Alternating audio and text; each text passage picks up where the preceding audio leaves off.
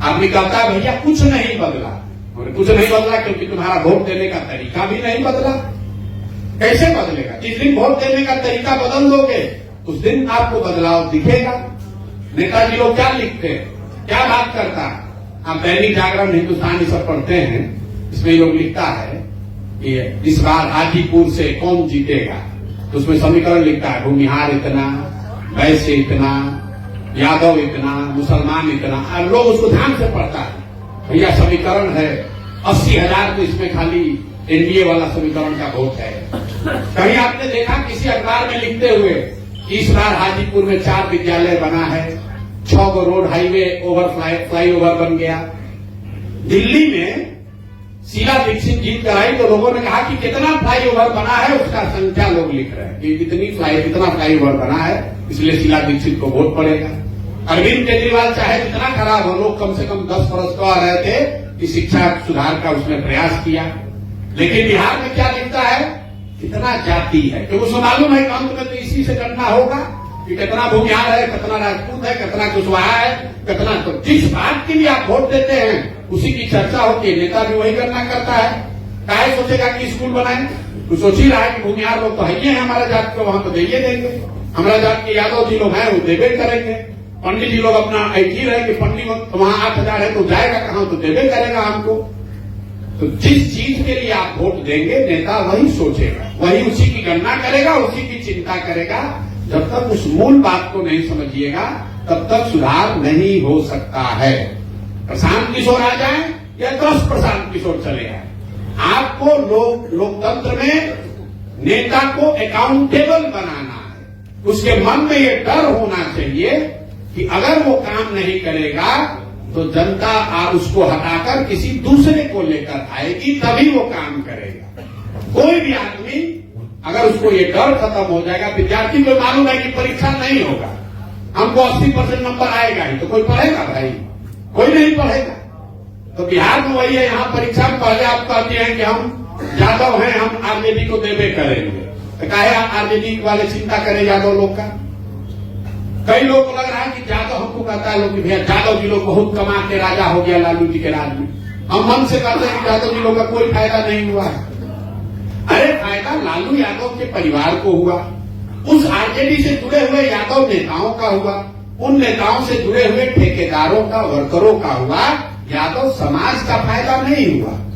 अगर आपको ये लगता है कि हमारे जात का आदमी बैठ जाएगा तो फायदा होगा, तो आप यादव जी लोग का एग्जाम्पल ले लीजिए। अगर लालू जी के राज में यादव समाज का भला हो जाता तो कम से कम 17% आबादी तो बिहार का धनी हो गया रहता। 17% आदमी तो पढ़ लिख कर राजा हो गया होता। पिछला 75 साल में कौन जात है जिसका मुख्यमंत्री अभी नहीं बना? अपना अपना जाति का भी लोग कल्याण कर दिए होते तो 50-60% बिहार का भलाई हो गया होता। आज भी यादव समाज के लोग भी 5% 12वीं क्लास पास कर रहे हैं, उनपे कोई सुधार नहीं, कोई सुधार नहीं है। हाँ, सुधार यह है कि उनको आवाज लालू जी ने दी, आवाज उनके पास है, इसके लिए उनका लालू जी को धन्यवाद मिलना चाहिए। तो सिर्फ जाति का आदमी अगर मांझी जी बन गए तो क्या सारे मुसलमान पढ़ लिख कर होशियार हो गए? ये नहीं हो सकता है। लेकिन आप भी यही चाहते हैं, लोग तो मिलता है तभी हमारे जाति को रिप्रेजेंटेशन दीजिए। आपके जाति के रिप्रेजेंटेशन की बात होनी चाहिए, लेकिन सिर्फ जातियों का रिप्रेजेंटेशन हो जाने मात्र से आपका जीवन नहीं सुधरेगा। आपका जीवन तो तब सुधरेगा जब गरीबी से निकलने के जो 3 आधारभूत मूलभूत बात है, आपके पास शिक्षा हो, या आपके पास जमीन हो, या आपके पास पैसा पूंजी हो। दुनिया में चौथा कोई रास्ता नहीं है गरीबी दूर करने का। उसके बाद जाकर गोली चलाकर अपहरण करते हैं तो अलग कहानी है। लीगल तरीके से 3 ही तरीका है जिससे कि आप गरीबी से निकल सकते हैं, जीवन बेहतर बना सकते हैं। आपके पास शिक्षा होना चाहिए। तो बिहार में शिक्षा का हालत आप देख ही रहे हैं। अभी जातीय जनगणना हुआ, आप लोग, कई लोगों ने जाति की जनगणना पर कोई पक्ष में कोई विपक्ष में बहुत बोला होगा। रिपोर्ट आया तो किसी को पढ़ने का भी फुर्सत नहीं। आपको बता रहे हैं 78 साल के बाद 3% दलित ही बिहार में 12वीं क्लास पास कर रहे हैं। उसी रिपोर्ट में लिखा है, हमारा रिपोर्ट नहीं है। जो जाति जनगणना लोग कराए हैं 3% दलित 12वीं क्लास पास किया है।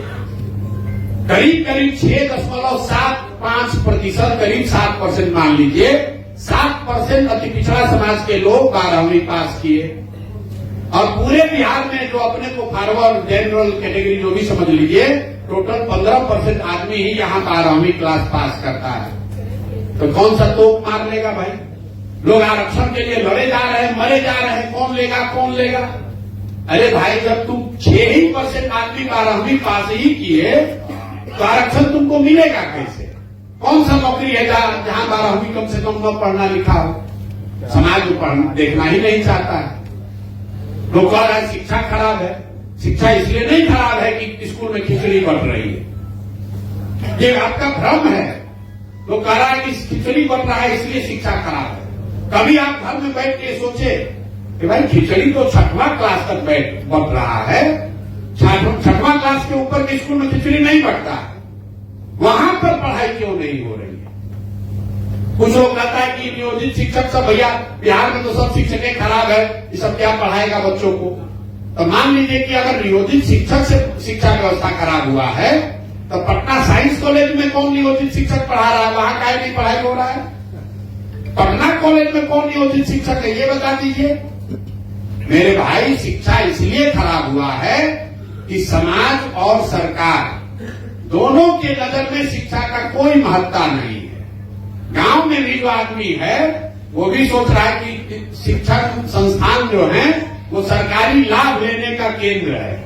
वहां से साइकिल का पैसा मिल जाए, वहां से पोशाक का पैसा मिल जाए, वहां से बढ़िया खिचड़ी खाने को मिल जाए। पोशाक का पैसा नहीं मिलता है। हम लोग गांव में चलते हैं, लोग कहते हैं देखिए ना, हेडमास्टर हमको अभी तक साइकिल का पैसा नहीं दिया। उसी विद्यालय में अगर गणित का पढ़ाई सालों भर नहीं हो रहा है, उससे पेरेंट्स को कोई, गार्जियन को चिंता नहीं है। अब टीचर लोग भी है, वो भी समझता है भाई छोड़िए क्या करना है, सरकार सोच रही है। अरे भाई, 50,000 करोड़ रुपया मास्टर लोग को हम लोग वेतन दे रहे हैं, मास्टर सब पढ़ा तो नहीं रहा है, चलो पैसा वसूलने के लिए कुछ कामें करा लो इस सबसे। आज से वोटर लिस्ट बनवा रहा है, आज से गांव का स्वच्छ भारत का सर्वेक्षण करा रहा है। तो कहीं न कहीं समाज और सरकार दोनों की नजर में जब शिक्षा की महत्ता है ही नहीं तो शिक्षा सुधरेगा कैसे? इसीलिए ये दुर्दशा है। तो ये सुधरने वाला नहीं है। जब तक समाज में इसकी चिंता नहीं होगी तब तक नहीं सुधर सकता है। भाई साहब ने कहा कि चुनाव कैसे जीतिएगा? राजनीति तो इसी के लिए है कि सत्ता में आना है, राजनीति इसके लिए नहीं है। ये आपका भ्रम है कि राजनीति सिर्फ एमएलए एमपी बनने और सत्ता में आने के लिए।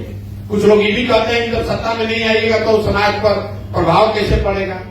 तो आजादी से पहले जितने लोग राजनेता हुए, जिसको आप मानते हैं, गांधी थे, पटेल थे, नेहरू थे, उन्होंने तो कोई चुनाव नहीं लड़ा, वो तो एमएलए एमपी नहीं बने।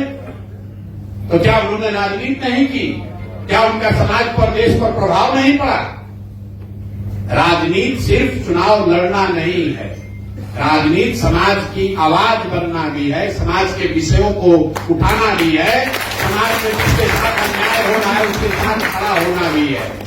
तो हम यहाँ सिर्फ चुनाव लड़ने नहीं आए हैं, चुनाव तो लड़ना ही है, लेकिन सिर्फ चुनाव के लिए जब आप राजनीति करते हैं तो विशुद्ध तौर पर यही कहिएगा, आपको मालूम है कि शराबबंदी खराब है, फिर भी कहिएगा नहीं महिला का वोट लेना, इसलिए चुपचाप लगाए रहे। आपको मालूम है कि भूमि सुधार लागू होना चाहिए, लेकिन सोचिएगा नहीं, सवर्ण इससे नाराज हो जाएगा इसलिए नहीं बोलेंगे। इसीलिए जन चुनाव में हम लोग कहते हैं कि एक संकल्प लिया है कि वोट मिले या न मिले, बात जो सही समझ रहे हैं वो बात समाज के सामने रखेंगे। आपको अच्छा लगे तो मानिए, और ना अच्छा लगे तो